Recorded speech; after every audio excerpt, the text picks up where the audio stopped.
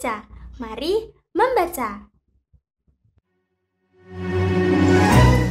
Petualangan Mari ke rumah Bibi Maggie.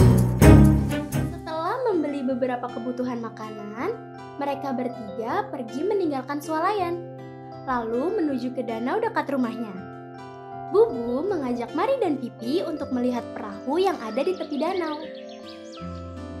Kemudian, Bubu menunjuk ke arah perahu yang berada di tengah, yang merupakan perahu penyeberangan, dan memberikan petunjuk bahwa perahu penyeberangan yang akan segera berangkat ke Pulau Bintang adalah perahu yang berada di sebelah timur. Lihat Mari, di sana terdapat perahu tersusun secara rapi berjejer. Namun, bagaimana cara mereka menempatkan perahu mereka ya? Mereka menempatkan perahu berdasarkan kegunaannya, Pipi. Lihat, yang di sebelah kiri terdapat 3 perahu yang digunakan untuk perahu wisata. Sedangkan yang di tengah terdapat 2 perahu yang digunakan untuk menyeberang ke Pulau Bintang. Dan di sebelah kanan terdapat 3 perahu yang digunakan para nelayan untuk mencari ikan. Jadi, mereka membentuk suatu pola berdasarkan kegunaan dari perahu tersebut. Pola merupakan bentuk atau objek yang memiliki keteraturan sehingga memiliki makna bentuk atau susunan yang tetap. Contoh pola lainnya dapat berupa keteraturan gambar, warna, bisa juga bilangan. Contoh lain seperti ilustrasi ini.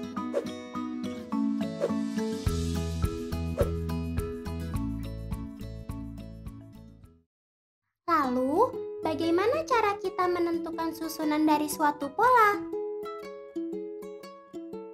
Cara menentukan susunan suatu pola adalah dengan mengenal urutan polanya terlebih dahulu. Oh iya, aku ada beberapa tantangan untukmu Pipi dan Mari. Coba kamu pilih perahu mana yang akan kamu gunakan untuk menyeberang. Dan buatlah pola berdasarkan ukuran dan warna pada perahu. Untuk memahami lebih lanjut mengenai pola bukan bilangan, yuk bantu Pipi, Mari, dan Bubu untuk menemukan perahu mana yang akan digunakan. Dan untuk dapat membuat pola sesuai pada soal di lembar kerja yang telah disediakan.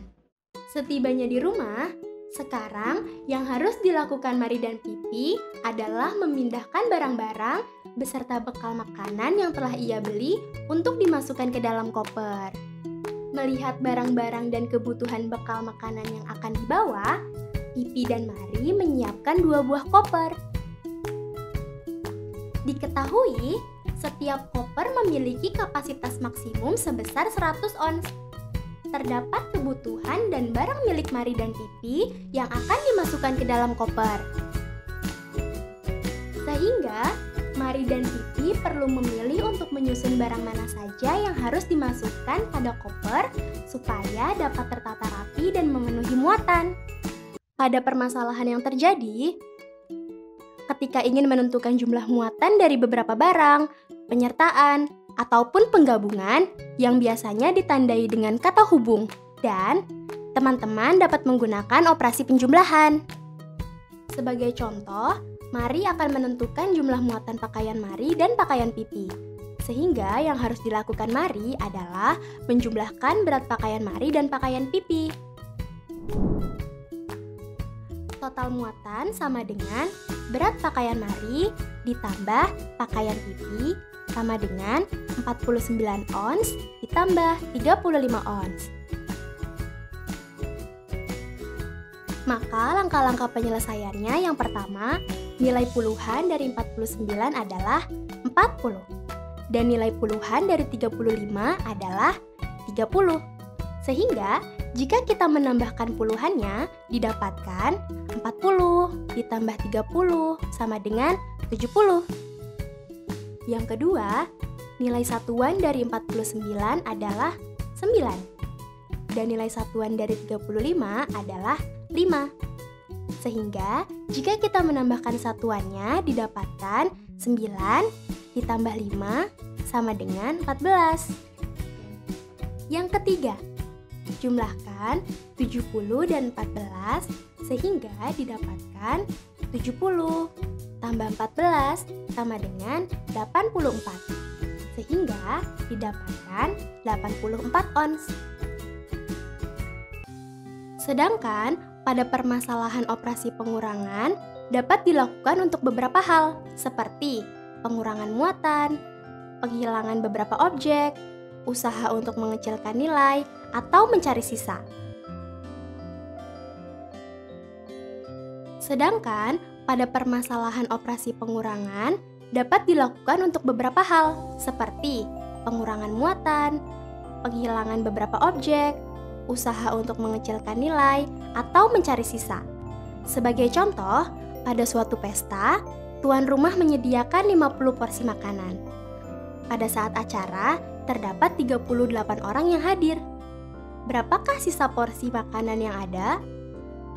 Jawaban, sisa porsi sama dengan 50 dikurangi 38. Berikut langkah-langkah penyelesaiannya. Yang pertama, membulatkan 38 ke puluhan terdekat yaitu 40.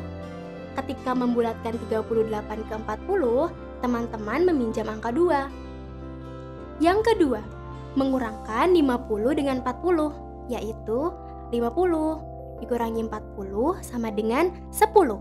Yang ketiga, kita ingat di awal kita meminjam angka 2, sehingga angka 2 kita tambahkan pada angka 10, didapatkan 10 tambah 2 sama dengan 12. Jadi, sisa porsi makanan yang ada sebanyak 12 porsi. Ayo teman-teman, download lembar kerja di bawah, lalu coba pilih barang mana saja yang harus dipilih dan disusun untuk dimasukkan ke dalam masing-masing koper.